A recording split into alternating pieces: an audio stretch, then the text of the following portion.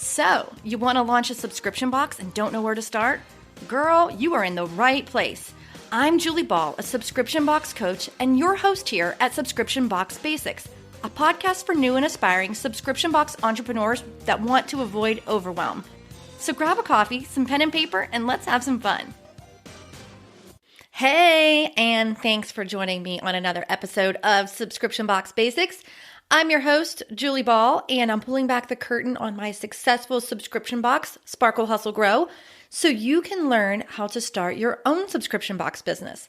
Today, we are talking about product sourcing, which by far is the topic I get asked about the most. Where do you get your products? How do you find your products? So it's one of the most fun things about subscription boxes, curating the product selection, but also one of the most time-consuming and therefore challenging parts. In the first part of this episode, I'll share specifically where and how I product source, and then in the second part of the episode, I'll give you some pro tips on sourcing the best items. As a subscription box owner, a lot of thought needs to go into what items you're going to choose for each month. So with Sparkle, Hustle, Grow, I start with a theme, and then I build the products around that. They always have to be pretty, practical, good quality, cohesive, kind of in what purpose they serve, but also from a color standpoint. We want them to look good because that can really impact the unboxing experience. So I'm always asked, where do I do my sourcing? And I swear I'm always on the lookout. So when I go shopping at Target or Staples, when I'm online, or I'll look on Amazon, or specifically the websites of products that I've picked up along the way. The first place that I start sourcing products is at retail stores.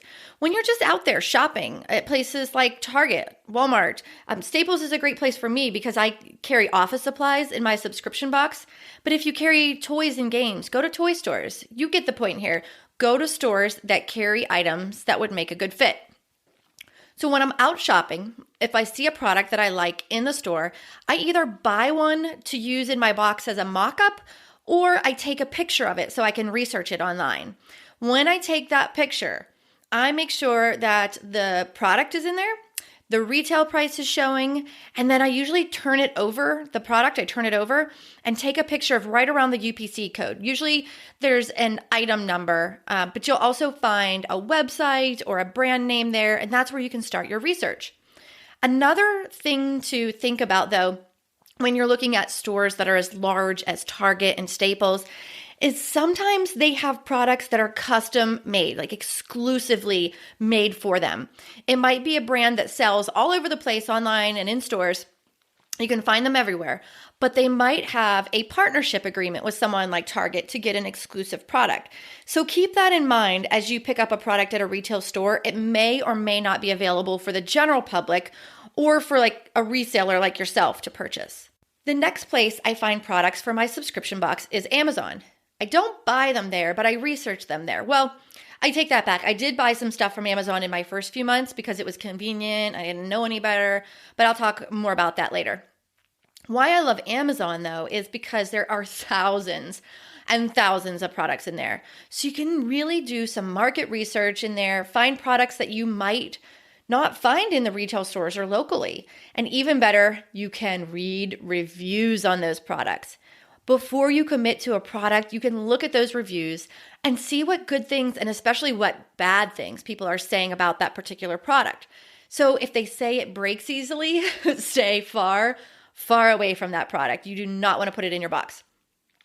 So Amazon is another place. And to be honest with you, you guys, the first a month or two, maybe 3, I did buy some products from Amazon to put into my subscription box, and here's why.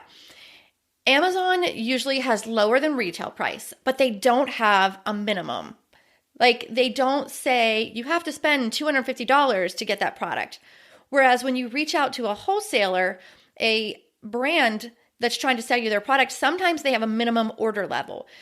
In my experience, I've seen that minimum order be $250, sometimes even $500. When I first launched, I didn't need that many products because I was only shipping about 50 or so boxes.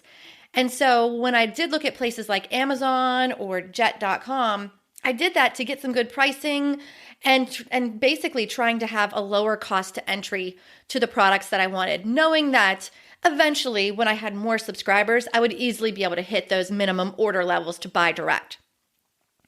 The next place I find products for my subscription box is specialty shops. So specialty shops could be anything. They could be online, they could be in-store, like a retail location. And what that really means is if you're looking for stationery, go to a stationery shop. If you're looking for party supplies, go to a party supply store. Other places that are specialty shops would be something, in my opinion, like Etsy. So a lot of times you can just research on Etsy, maybe find some great handmade goods that would make a good fit for your subscription box. And then you could reach out to that Etsy merchant and ask them if they do wholesale or ask them if they do discounts on bulk orders. And if you remember from past episodes, a lot of times that wholesale price is going to be right around 50% off. So it's a great place to find some products for your subscription box. Just be aware that you always want to get a sample. Always, always, always get a sample of a product, especially something on Etsy, for example. You want to make sure that it is built well and that it's good quality and the packaging actually matches what was shown in the picture on the listing. So ask them for a sample to get in hand to test the quality, to make sure you really love the product and that it fits in your box and you want to buy more of them. The next place I find products are retail trade shows. So this is something different. You might not have ever been to a retail trade show, but I'll just give you a quick example. Last year, I went to a multi-day event in New York City called the National Stationery Show. Yes, it's a thing and it's glorious. Imagine all of your favorite pen, paper, stationery, and book vendors all in the same room, and it's free to browse. I hear the angels singing. But in all honesty, it really is an amazing show. We have so much fun at it. And by taking the time to go to that event, we got to meet hundreds of potential vendors that had stationery. They had office supplies. Some of them did custom work where you could get your brand printed on things. They had all kinds of things like calendars, pens, paper, and it was all in one place for me and my team. We were literally giddy with excitement. So we spent the day walking around with my box in hand. Yes, I carry that box around under my arm so people can see it, recognize it. We can test products in it to make sure they fit. So we spent the day walking around with the box, introducing ourselves to vendors in person, getting their catalogs, their business cards, and taking samples of their products, showing them what it would look like to be in the box.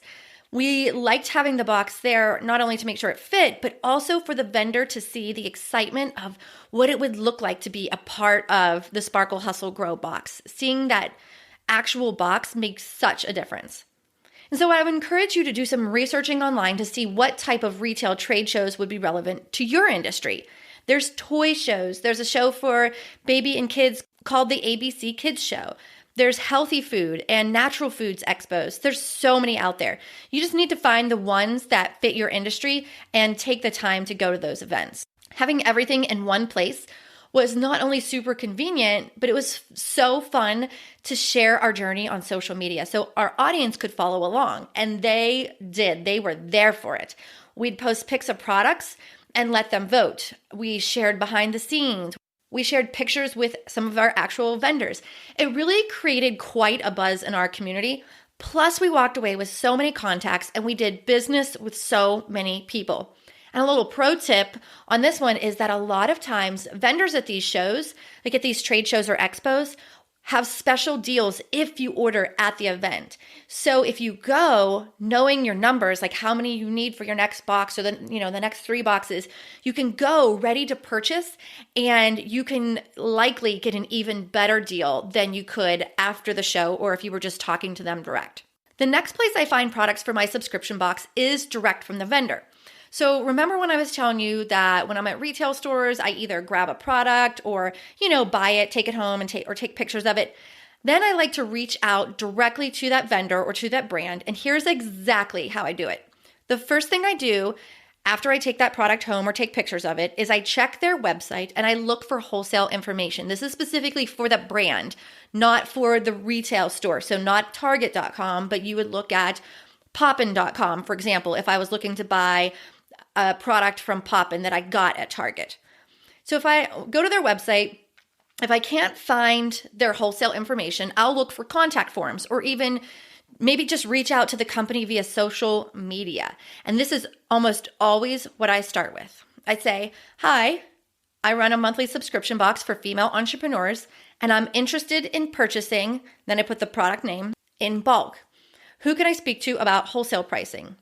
And so that gets the conversation started. Super simple, one little sentence basically. Never go in guns blazing, asking for free product. Don't do it, especially when you are brand new. You just want to first get the attention of the sales team, and then you can provide them with details of your box, whether it's through this couple lines of text in an email, or maybe you send them a one-page media kit, which I can talk about in another episode. So at this time, the conversation gets started. I like to let them know quantity, especially if it's a large number, because that's going to get their attention. Also, when I'm having those first kind of back and forth conversations with them, I'll let them know my need by date and the zip code of my warehouse or wherever your shipping address is so they can estimate shipping. It's really a lot easier than you would think just to get this conversation started and just again to get that contact name or a phone number so you can speak directly to someone specifically about your needs. And when I speak to vendors, I only consider a handful of items that are very specific to Sparkle Hustle Grow. Why? Because we have some limitations. For example, our boxes are 6 by 9 by 3 inches. So if a product doesn't fit those dimensions, then I can't use it. And I don't want to waste their time or get a sample of a product that I can't use. So you want to make sure that you consider the actual product packaging as you're considering these items. Once you have that conversation going with the vendor, you can ask things like if the product's going to come packed loose or maybe with a poly bag, which is just like a clear plastic bag, or will it have retail packaging with a hang tag, or maybe it's in a box. You got to think about, will the packaging design appeal to your audience? And it may seem kind of weird to consider this, but depending on where you're buying from, you need to make sure that the packaging is in the right language. No offense, but when all the writing on a product package is in another language, Chinese, for example, it can have a negative impact on the experience for my subscribers. They are sensitive to that. So it's just something else to think about. Another thing you want to think about is, will it fit the budget? So at this point in my business, I know real well what price ranges I can consider for my budget, and I keep that in mind when I'm asking about products. But I also share that number with vendors. I say, I'm looking for products in this price range. What do you have available? So you've got to know what's going to fit in your budget. You want to think about, is it good quality? You always want to get a sample in hand before buying, especially when buying in bulk. You get it before you commit to that bulk order. And what you can do is just ask that vendor if you're serious about purchasing from them. And once you kind of start establishing that relationship with them, you can ask them, can you please send me a sample? And a lot of times they'll send you that sample free of charge, but sometimes you're going to have to pay for it to get one in-house. It is so important though, if it's a product you really want to include, you definitely need to get a sample one way or the other. You want to make sure that it's good quality. You want to make sure that product is up to your standards and that you can place that sample in a box mock-up to see how well it fits, especially with the other products that you're sourcing, both from a size perspective, so the box can actually shut, but also aesthetically, does it look good with the other products that you have sourced? You never want to be in a situation where a product physically doesn't fit. That's the worst. So if that means you carry a little measuring tape with you in your purse when you go shopping, so you can measure products, so be it. If you're talking to vendors, ask them what the packaging size is, not just what the product size is. Another thing that I consider is, does it come in multiple colors? For example, Sparkle Hustle Grow, we prefer feminine colors, so like pinks, whites, turquoises. A lot of times we'll use metallics like golds and silvers, that type of thing. But I don't typically put in like green items or gray items or items that just aren't as bright and colorful and inspiring. So I want to make sure that the product I choose comes in a color that we prefer. You will want to have that conversation when you're speaking to your sales rep, because sometimes when you buy in bulk, they just assume that you will take the random color assortment that they offer on their website. But if you only want the pink ones, then you need to make sure that's clear and that there's no surprises when your package arrives. So we talked a little bit about things to consider, but let's go back to talking about places where I find products. The last place I find products for my subscription box is through distributors. And so a distributor is kind of like this middleman that sits in between the vendor and the buyer. They're kind of like this connector that sells on behalf of the brand. You'll find that a lot of large brands use distributors to sell, well, in my opinion, I think it's so they can have a further reach without having so much of that staff, that sales staff in-house. They can just sell to the one distributor, and then the distributor has the channels to get it out in all the retail outlets.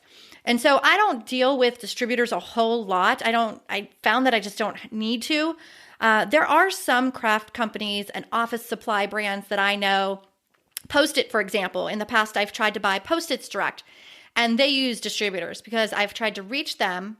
And when I got information with phone numbers and email addresses, they said, these are our distributors that we work with. You'll want to speak directly with them to get your hands on our product. So those are the places where I find products for my subscription box. Retail stores, Amazon, specialty shops, and even places like Etsy, retail trade shows, directly from the brand or directly from the product maker, and then through distributors.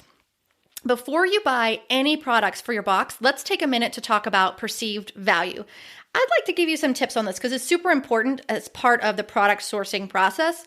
Perceived value refers to the value that your subscriber perceives the product to be worth. It gets kind of tricky though, because you have to really think hard about this. So often people will buy on Amazon, and Amazon prices are typically less than the retail price, less than what you would buy in store. And trust me when I say that if you include Target dollar spot items or items from the dollar store, your audience will know. They shop those places too, right? So unless you want that perceived value of it being a dollar spot box, just don't buy those items. Don't include them. Include things that are going to have a higher perceived value. So here's some things that can improve perceived value. Brand names. People love to be surprised with products from their favorite brands. And aligning with those reputable brands helps you build your own brand's perception and reputation. Another thing to think about with perceived value is quality. Is the product cheap looking, or is it built solid? What is it made of? So if it's plastic, specifically white plastic, for example, does it feel solid, or does it feel like really cheap plastic? You guys know what I'm talking about. You can tell when a product feels or looks cheap. Another thing that improves perceived value is size. So if a box is packed with lots of small items, it really can feel less valuable. So you want to choose products of different sizes and use filler, like crinkle cut, for example, if needed, to give the illusion of a more full box. And if you happen to have a lot of small items, add that extra filler, like crinkle cut, to the bottom of the box to make the box actually look more full when it's first opened. Don't just pile a bunch of crinkle cut on the top, put it on the bottom. And that can help improve perceived value if you do have a lot of small items. But in general, I would suggest that you have a very good assortment of different sized items. Another thing that can improve perceived value is the weight of items. This one might seem strange at first, but if you think about it, sometimes a heavier item can feel more valuable. It may be heavier because it's made with higher quality materials, or maybe it's just a larger item in general. But for the most part, when you pick up a box, specifically a surprise box, like a subscription box, and it feels heavy, it gives us this perceived value of, wow, there's a lot in there. It must be really good. So while we're talking about weight, there's another thing you have to think about, though. You have to remember weight can play into your shipping costs depending on your carrier and depending on how you ship. For example, say you use U.S. Postal Service first class rates. The rate does vary based off of how heavy the item is. But if you use USPS cubic rate shipping, at the time of this recording, you can fill that same box with as many items as you want, as long as it's under 20 pounds. It's still going to be the same shipping rate. So just something to think about when it comes to the weight of the box and weight of items. Another thing that can improve perceived value is packaging of the product.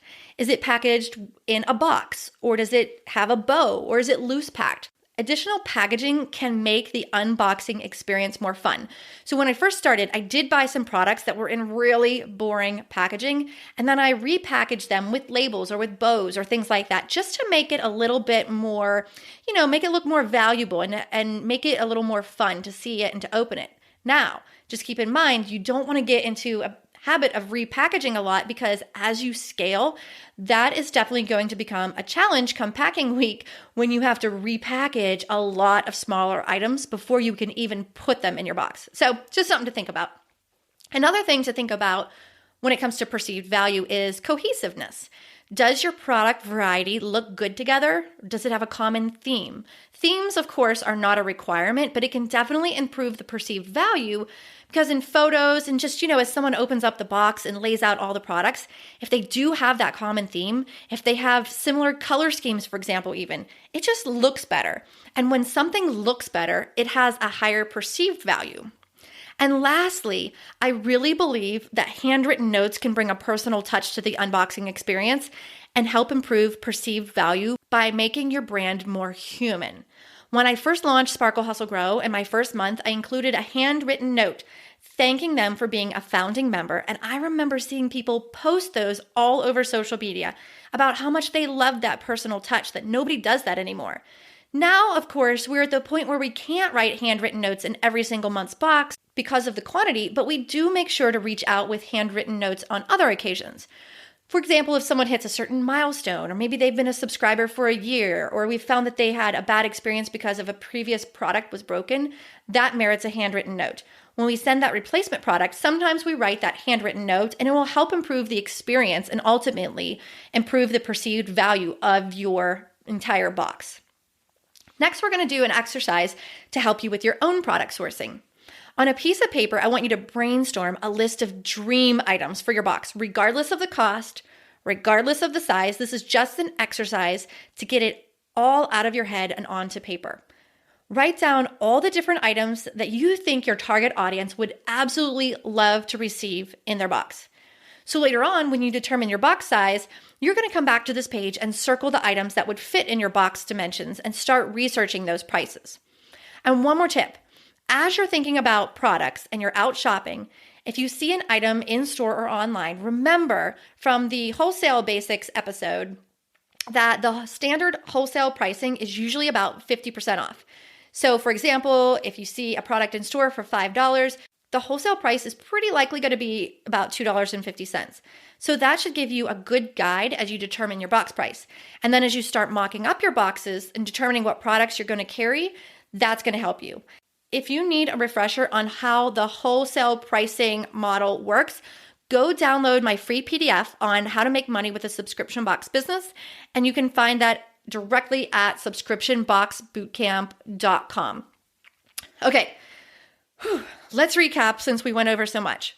We covered all the places where I research and buy products for Sparkle Hustle Grow, and we talked about how to approach new vendors, and I gave you some tips on perceived value. I'm looking forward to diving into product sourcing topics even further in a future episode where we'll discuss how to get the best prices for your products. Until then, thanks for spending this time with me, and I'll see you in the next episode.